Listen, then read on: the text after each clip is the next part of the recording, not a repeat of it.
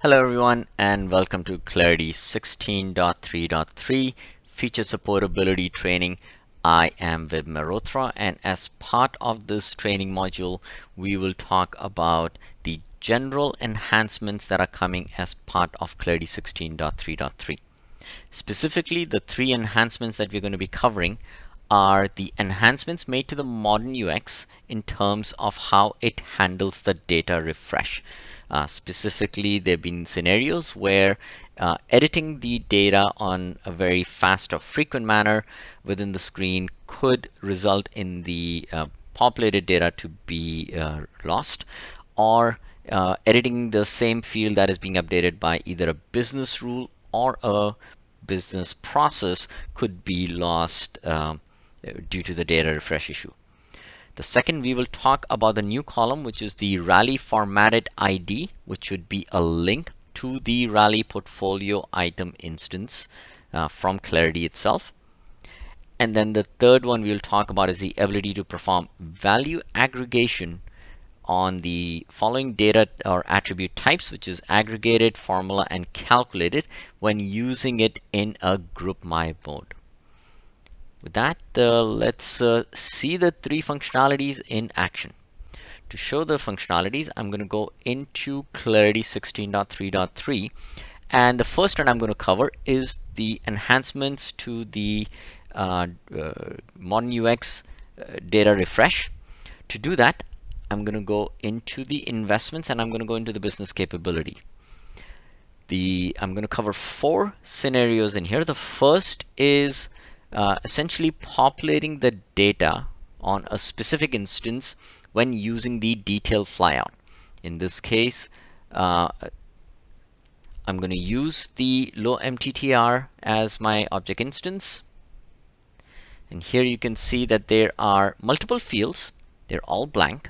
And the intention really is that when I populate this, none of the data is lost. And I'll first populate by pasting some values, then I'll go back and edit those values, and you'll see that all of that will be retained. So let's go ahead and do that. So I'm going to populate information, and as you can see, I'm navigating and populating the values. Nothing is getting lost. I'm going to go back and edit the attributes, and all of those changes are still retained. So you can see that editing it on a frequent basis does not lose the value, and that's primarily because we only refresh based on what you're not editing. All right. The second use case I'm going to cover is where I'll do the same thing, but I am going to do it from inside the properties view. And to do that, I'm going to go into my maintain compliance, and same, this has kind of a lot of empty fields. I'm going to go ahead and populate the values on a frequent basis. So let's just do that. I'm going to populate the information. Some of the data is there. I'm just editing it. I'll go back and populate some more junk information in here. And the thought process is that none of my values are lost. So jumping around, populating information does not lose any value. All right. Third case that I'm going to cover is the how we handle the business rule. So if a user is modifying an attribute and the same attribute is then also updated by a business rule, then in that case there is a conflict, and instead of just losing or replacing the user data, we will alert the user that there is a conflict. All right, so to see that, I am going to go first into the modern UX administration, and in there I am going to see, so I'm in the modern UX administration, I'm in the blueprint, and I'm in the blueprint for business capability. Here I've defined a rule called capability requirement, and it's a very simple rule that all it says is that when the capability type is updated to one of these specific values, then also populate the attributes, whether it's the skills or the description. So populate all of those, and I do that in all three of these attribute types. Right? So it's a very simple rule, but essentially the business rule will update my attribute as I make those changes. All right, now let's go back into my um, uh, um, let's go back to my business capability. I'm going to go inside my business capability called maintain system uptime. And in here, as you can see, there is already some data populated. Before I make any change, I'm going to update my capability type, and you would see that the description value will get populated along with the skills. All right, so I've updated, and you can see that the description got populated by the business rule. So I know that the business rule is working, and it's going to populate the values as needed. All right, next I am going to change the description. All right, and then I'm going to change the capability type, which will fire off the rule to update the same description. At that time, there's going to be a conflict, and it will notify me of that conflict. So let's see that in action. I'm going to change my capability type to enterprise support, and now there is a conflict, and there it alerted me that there is a change. I can just click on refresh, and in that case I just take the value that the business process has provided. I obviously could have instead of just hitting refresh, I could have just copied my information and then hit refresh so I could see what was populated. So I have that flexibility now to decide which value do I want to keep. All right, that was the third use case. And the fourth one is doing a similar, but doing it using the our workflow process.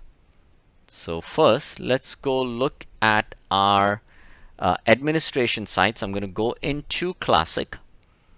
Under the Classic administration, I am under the processes, and this is just to show you that I have a very simple process that runs on the same object, but this time it runs on the update of another attribute called sub capability.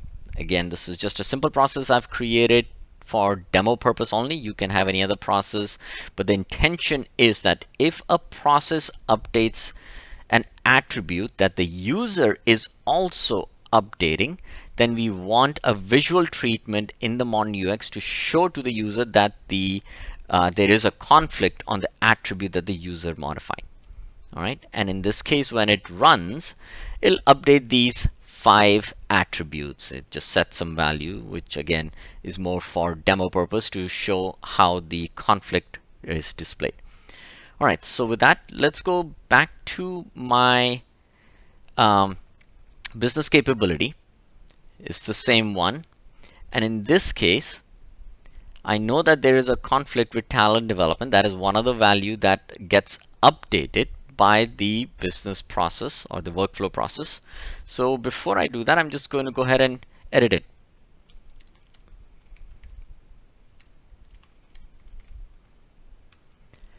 And once done so, I'm going to go and also make a change to my sub capability, and I'm going to set the value to customer success. In this case, the change is recognized.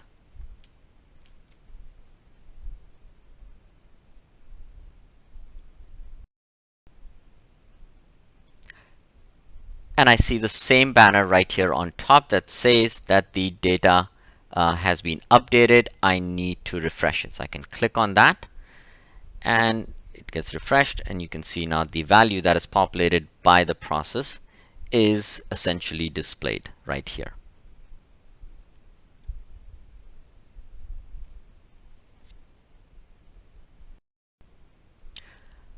All right, so that covers the 3 data refresh issues. Next, let's look at the 3 new attribute types that we support for aggregation. In order for us to see that, I am first going to go into the in the studio, and in here I'm going to go into the objects, and I am going to show you essentially the 3 data types that are there defined in my project object. So right in here, there are my three attributes. The first one is called the overall status, which is here. Let's search for those. It's the aggregated number. The next one is risk score, which is of type formula, right here. Calculated number. And then the last one is the cost variance, which is also calculated number. So I have three attributes, and just one more. Here is the formula one, the risk, which is the risk score right there, formula. All right. In order just to see this in the aggregation, it's basically as simple as I'm going to go back into my Modern UX, and in there I would basically see the aggregation of these three attribute types. So I'm going to go into my projects, and in here I have my financial summary. And looking at the financial summary, I have those attributes added right here. And let's also add the risk. That was the one that all right, so these are all there. Now at this point, if I group by my manager, these attributes that are of those three different types, which is the aggregated, the formula, and the calculated, I would see that they would get rolled up in the summary row. So here I have now done my group by, and you can see overall status is rolled up, the risk score is, my cost variance, which is a calculated number, is, and the risk. So all of those data gets rolled up. I can obviously expand and see the sub values. So for Dana Lewis, I can see the two projects, I can see the values and the cost variance between the two, and that I can see that the aggregation is working. All right, so that was the second feature. And then finally, the last one is the formatted rally ID. To see that, I will first go into Rally itself to show you that here in Rally, I have three features within my portfolio item under the business banking engagement. I have an integration that is already defined in Clarity, and just to show you that integration, let's go into my administration in Modern UX, and in here I'm going to go into integrations. My integration that I'm using is called the project to feature integration. I'm going to go, and I've defined a very simple integration where take the projects, create feature out of it, and in terms of the field mapping, I'm saying on the create and update for my project name, start, finish, and this new Rally formatted ID. So this is the new one that I've that now you can include in your integration definition. This is the one that will take the information from Rally, bring it into Clarity, which is the formatted ID that you see right here. This is what's called as the formatted ID, which is in this example the F25800 is the formatted ID. So we will bring that number, and that number will be a link to the actual instance itself. All right, so that's how you would define the integration. And if I was to now see that in working, let's go ahead and go back to my projects, and here I have a view for my Rally sync, which essentially shows me the three that I have already linked. You can see that the three Rally formatted IDs have been populated. For demo purpose, I have also added additional columns that tells me the integration mapping field, when it was synced, and so on. But let's go ahead, also push this e-commerce portal. And the way I'll do it is just say that this is going to be linked into the integration mapping, and then I'll run the job. Obviously, for demo purpose, I am going to run the job manually. However, the job could be set up to run on a scheduled basis. All right, so let's just see that. I am going to go into my classic administration. I'm going to manually go ahead and run the job. job name is called Synchronize Mapped Information. And when I do that, I want to run this for my specific integration, which is the project to feature, and kick it off. The job is fairly fast enough, but we don't have to wait for it to finish. Let's come in here and let's just see. All right, the job is still running, but the point here is while that is happening, I can at least show you that the rally formatted ID has been populated for my the previous syncs that I've done, and you can see that the number is exactly the same that's in rally, as well as it is a hyperlink. And if I click on that hyperlink, it will open up a new tab and take me directly into rally, that specific one. So Able project module, it is in rally, it opened it up directly for me. I can close and go back. I can do that from inside. So if so it's linkable from the grid. If I go into the detail, the same attribute, not in this detail flyout. Let's see. Let's add that that attribute right here.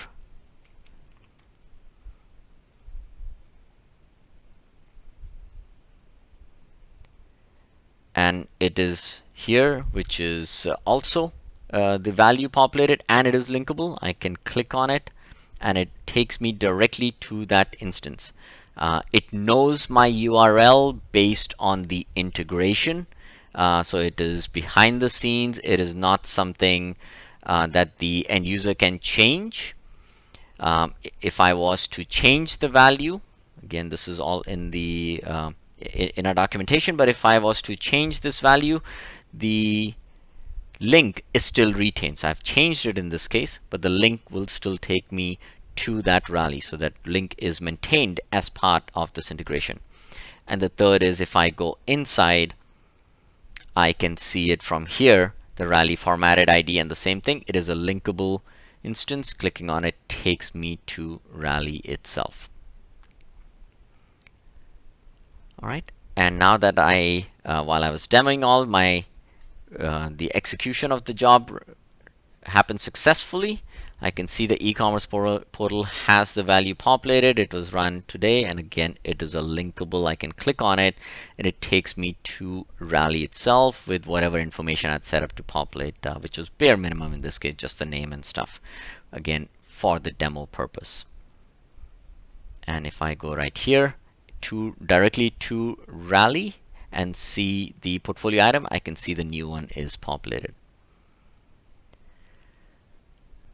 All right, that essentially concludes the demo portion of this module, and that also concludes the general enhancement section of this training.